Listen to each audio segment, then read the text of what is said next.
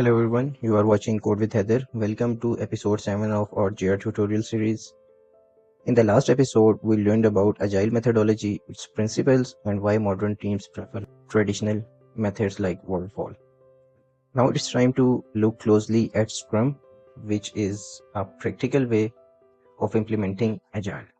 We will learn about what Scrum is, how it is structured, basic rules of Scrum, Scrum roles, and then we will check what is the difference between Scrum and Kanban.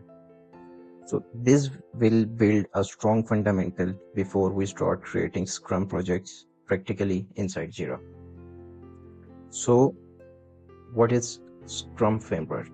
Scrum is a lightweight and flexible framework used to manage and deliver complex projects, especially software development. It breaks big projects into smaller, manageable parts called sprints, usually lasting 2 to 4 weeks. At the end of each sprint, the team delivers a working version of the product that can be tested or reviewed. So, Scrum is not a tool or a process, it's a way of working. Instead of trying to build the entire software at once, Scrum focuses on delivering small, valuable projects regularly. This helps teams stay flexible if client requirements change or feedback comes in. The next sprint can easily adjust to that. That's why what makes Scrum adaptive, transparent, and efficient. Scrum structure. Like, what is the structure on which Scrum framework works? Scrum revolves around a few key elements. First of all is sprint. These are short, fixed length cycles where work happens. Scrum roles. In Scrum roles, you have product owner, Scrum master, and development team. Scrum events where planning daily Scrum review and we do retrospective. And then we have Scrum artifacts where we have product backlogs, sprint backlogs, and product increment. So what does all this means? Every Scrum project runs through repeating sprints. At the beginning of each sprint, the team plans what to deliver. Throughout the sprint, daily short meetings help the team stay on track. At the end, the team shows the result, and that you can say those results are sprint review, and then discusses how to improve. This is what we can call a retrospective. The team shows the result. This is called retrospective. And then all the tasks come from backlogs, which are like dynamic to-do list in Jira. Scrum repeats this process until the entire project is completed step by step. The next topic is basic rules of Scrum. Like during your Scrum hands-on experience on Jira, it will be very important to keep it in mind that what are the basic rules of Scrum.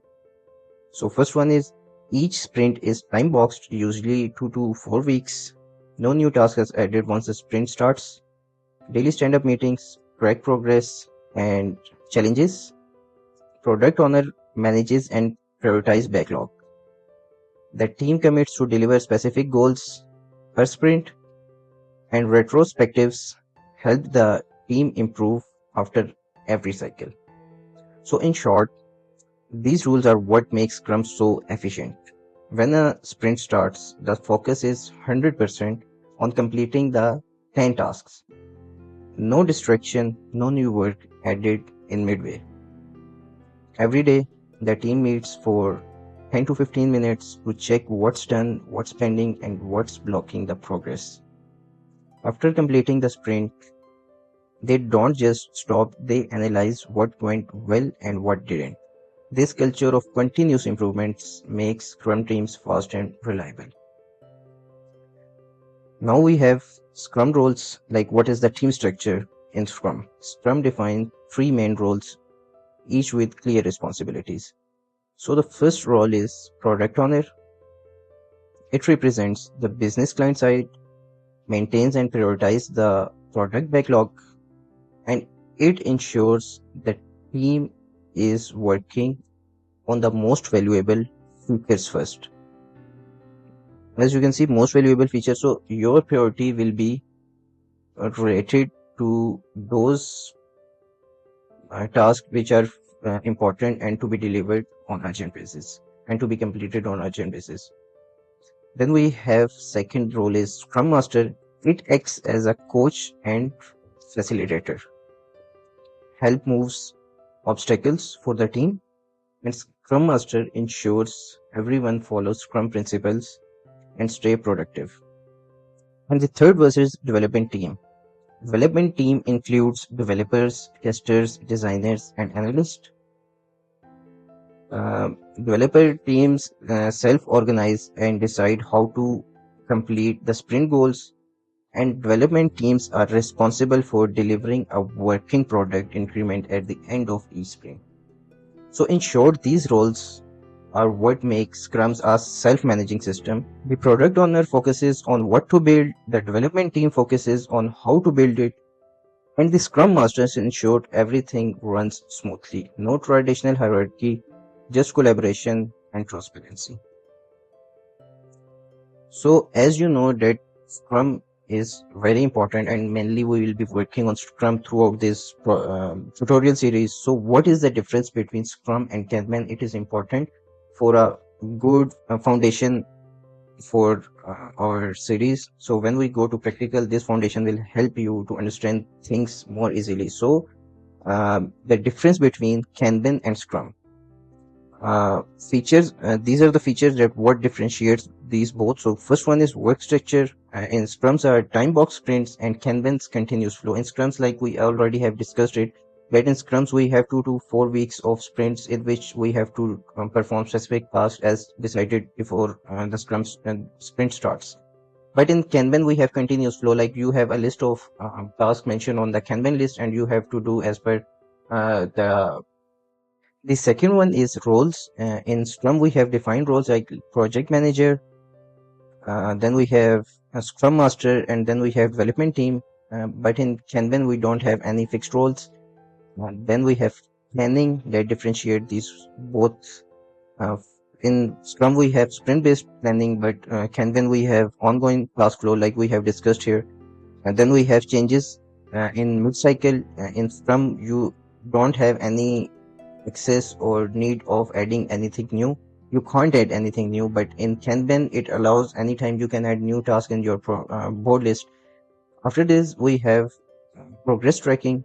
In the Scrum we have sprint velocity, but in Kanban we have WIP limits. Then we have goals. In Scrum you have to deliver by the sprint end, and but in Kanban we have to maintain smooth workflow.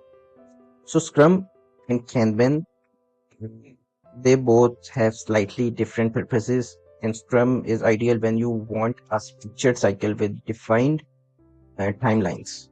But in Kanban works best when you want flexibility and continuous workflow. What does this continuous workflow means?